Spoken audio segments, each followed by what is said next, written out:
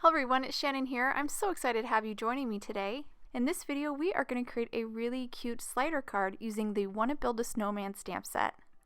This is the adorable Wanna Build a Snowman Stamp Set. We're going to use these really cute penguins and Christmas tree from that set.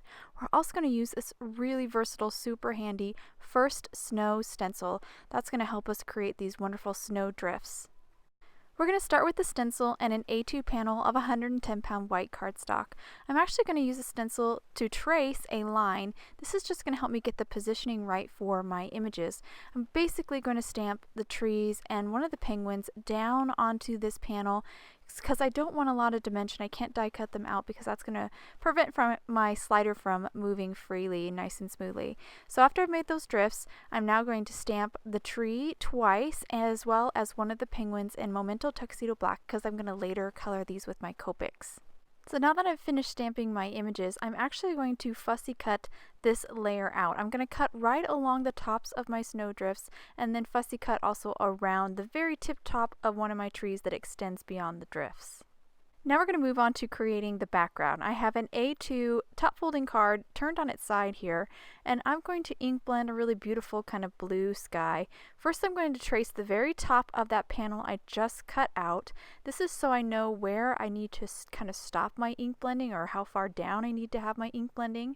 I have two distress inks picked out. Mermaid Lagoon and Blueprint Sketch. I'm going to start with Mermaid Lagoon, which is a little bit lighter, and I'm going to start ink blending at the very top, creating a nice gradation with this blue. I did stop and erase that line after I kind of got the gist down where I need to stop ink blending. I just don't want to trap any of that lead underneath my ink, so I erased it real quick before it got too trapped or too covered by the ink. Now moving on to my darker shade, which is Blueprint Sketch. Just going to blend at the very top here. Again, trying to create a nice gradation. This is pretty easy to do, and you don't have to worry about being absolutely perfect because we're going to add some water splotches or water drops here in just a second. So I have a little piece of acetate over on the left here. I'm going to spray some water down onto that acetate. Then I've grabbed a paintbrush and get that paintbrush wet and then just tap it with my finger to release some of that water. This creates nice little tiny little drops of water, and that will kind of mimic snowfall, I think, a little bit better. So I'm just going all over here at the top with this. And once I get what I feel like enough of those little water drops on there, I'm going to grab my towel and just kind of pick up that water. And I'll hold it to the camera here so you can see it just creates a really soft, pretty kind of snowfall look. So now that I'm done ink blending, I'm going to go ahead and stamp my sentiment. The sentiment is also from Wanna Build a Snowman Stamp Set. I'm going to ink it up here in Memento Tuxedo black just so my blacks are consistent, and then I'll stamp it right on my background. I gotta do this now before I get my layers on top because that dimension will make it a little tricky to stamp it, so we're going to stamp it first. Now I'm going to move on to some Copic coloring. I'm going to color one of my trees here. The Copic markers that I'm using are on screen so you can follow along. I have 3 greens picked out for the tree. I started with my lightest green, which was G14. Now I'm working on my medium shade, which is G7. I'm going to create a nice little gradation on these boughs. Once I finish with this medium shade, I'm going to move on to my darkest shade and color the very tips. This darkest shade is G28. And again, the colors that I'm using are on screen so you can follow along. Once I finish coloring the very tips of these boughs with this darkest color, I'm going to then blend it out and make it a really smooth transition by going back through my colors. So now I have my medium shade here. I'm blending that transition between the dark and the medium, and then I'll finish up with my lightest shade and blend out that transition between the medium and the light. Now that my tree's done, I'm going to color all the decorations on the tree, starting with the ornaments, doing a nice medium blue here, 2 blues, 1 darker just to add a little shadow, and then I blend it again with my lighter blue just to kind of create that illusion of roundness. For the garland, I'm keeping it really light blue here. Again, really simple palette because I want everything to be, I don't want it to be too busy with too many colors. I'm now moving on to my penguin here. I did color my second tree off camera. I colored it exactly the same way I colored the first. So the penguin, I have 3 markers picked out just so I can get a really nice gradation for the black part of the penguin. I'm going to use a really light blue for his tummy just to create a shadow, and then I'm going to use those 2 light blues that I used before on the tree to do some of the stripes on his scarf. Then I have a couple of yellows for his beak and his feet, and then my darker blues or my medium blue combo for the other stripes on his little scarf. And I'm going to color the other little penguin off camera, and again I use the exact same colors for this little guy as well. And then I went ahead and die cut him out with the matching die. I'm now going to create my channel. This is where my penguin is going to slide in, and I'm going to use the first snow stencil again here. I want this channel to match the slope from a snowdrift, and obviously the stencil is going to help me create the exact same slope here. So I just traced the line here, and then I slid my stencil down a little bit, just 1/4 of an inch, and traced it again. And you see I have these 2 parallel lines. I'm now going to cut along these lines, and this is going to create the opening.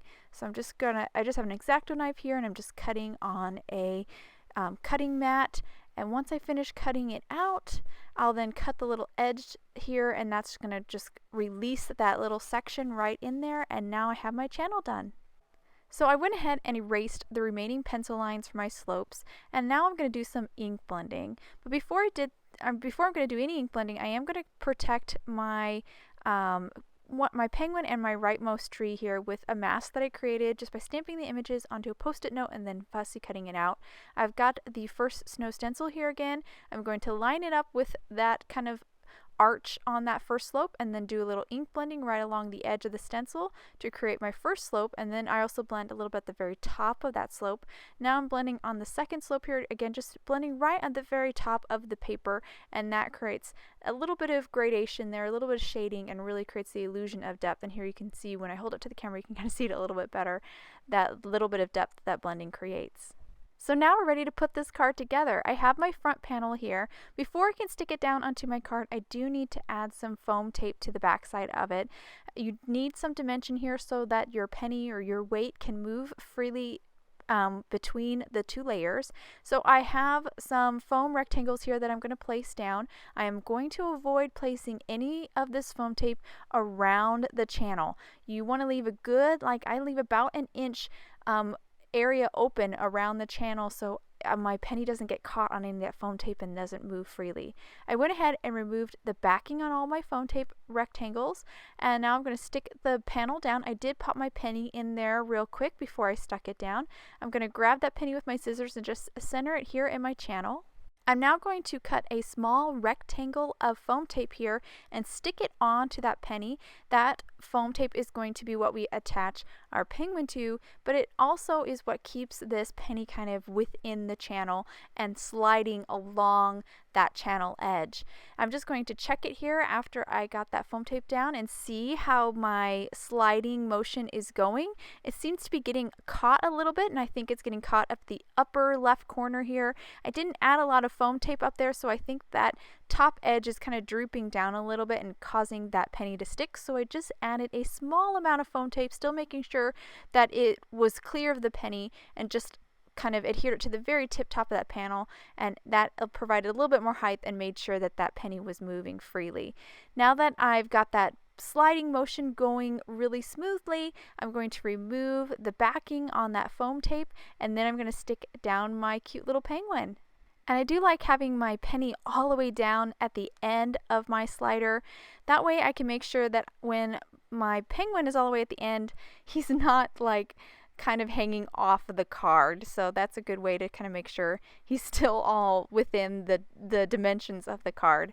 I decided also I needed a little bit of shadow underneath these trees. They looked a little bit like they were kind of floating around here. So I grabbed BG10, my lightest blue I'd been using, and then blended it out a little bit with 0 just to kind of blend and add a little shadow under those trees so it didn't look like they were floating around. And once I finish that shadow, this card is all done. I'll hold it to the camera here so you can get a good look at all the details and see that sliding motion in action. It slides really beautifully, and I think that this cute little image of a penguin couldn't be more perfect for sliding down a little snow drift. Just so adorable. I hope you guys enjoyed today's card and video. If you want any more information on the products I use, please check out the description below. And if you like my video, I'd love for you to subscribe to my channel. You can also follow me on Instagram or check out my blog, and I'll share those links in the description below. Thank you for watching and have a wonderful day.